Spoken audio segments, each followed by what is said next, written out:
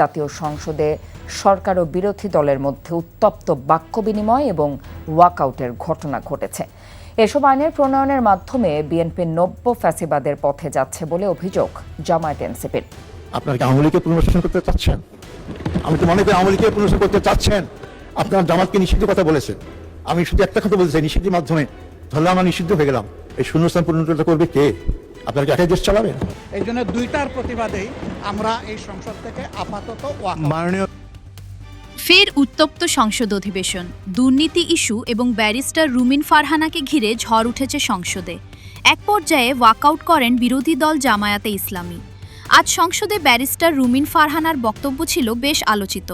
শুরুতে তিনি বাজেট ও দুর্নীতি ইস্যুতে বক্তব্য দেন, পরে আইনজীবীর পোশাক পরে মিথ্যা মামলা ইস্যুতেও কড়া প্রতিবাদ জানান। মার্চ এবং এপ্রিল মাসে সারা দেশে হত্যাকাণ্ড রেকর্ড করা হয় 605টি। অন্যান্য অপরাধ একই সময় 294টি ছিনতাই, 90টি ডাকাতি, 196টি অপহরণ, 2214টি চুরির ঘটনা, কিন্তু তাদের মানবেতর জীবনযাপন করতে হচ্ছে। তবে তার ওই উপস্থিতিকে ঘিরে কটাক্ষ করেন আইনমন্ত্রী।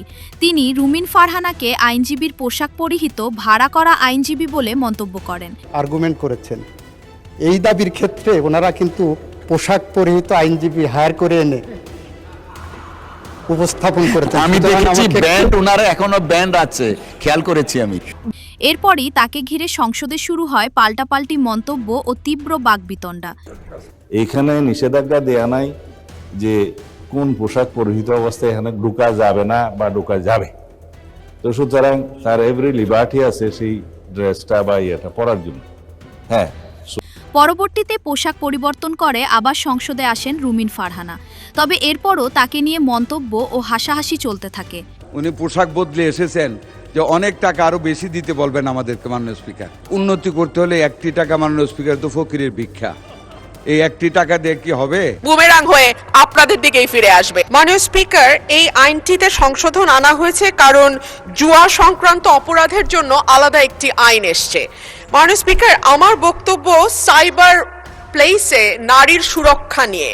মূলত সাইবার স্পেসটা আইন করে নিরাপদ রাখবার যেই প্রাথমিক উদ্দেশ্য ছিল সংসদের, সেটা হচ্ছে এই স্পেসটাকে নারীর জন্য একটা নিরাপদ স্পেস হিসেবে তৈরি করা।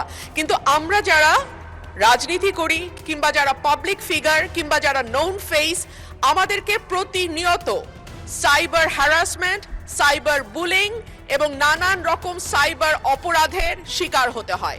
নারীরা যেই দলেরই তথ্য প্রযুক্তি উন্নত হচ্ছে মাননীয় স্পিকার, অস্বীকার করবার কোনো উপায় নাই। আমরা এখন এআই জগতে প্রবেশ করেছি, অস্বীকার করবার কোনো উপায় নাই যে কোনটা রিয়েল, কোনটা ফেক, কোনটা ভুয়া, কোনটা সঠিক। এদিকে দুর্নীতি ইস্যুতেও দিনভর উত্তপ্ত ছিল সংসদ। সরকারি ও বিরোধী দলের সদস্যদের মধ্যে তুমুল বাকবিতণ্ডার এক পর্যায়ে ওয়াকআউট করে বিরোধী দল জামায়াতে ইসলামী। এসব ঘটনাকে কেন্দ্র করে সংসদ জুড়ে ছিল টানটান উত্তেজনা। আপনাদের জন্য একটা সুখবর আছে। এই অবস্থায় আমরা তো বলেছি যে বিবৃতিটা দেয়া হোক, তারপরে একজন করবেন, একজন যেহেতু দুর্নীতি নিয়ে অনেকেই কথা বলেছেন, দুর্নীতি রোধ করার জন্যই মাননীয় স্পিকার সুশাসন এবং রাজনৈতিক সংস্কারের প্রয়োজন ছিল, গণভোট বাস্তবায়নের দরকার ছিল। মাননীয় মন্ত্রী আপনাদের জন্য সুখবর আছে। আমি আপনাদেরকে বলেছি বিবৃতিটা হোক, তারপরে তো আপনারা যদি অধৈর্য হন, হাউ ক্যান আই হেল্প? মাননীয় স্পিকার,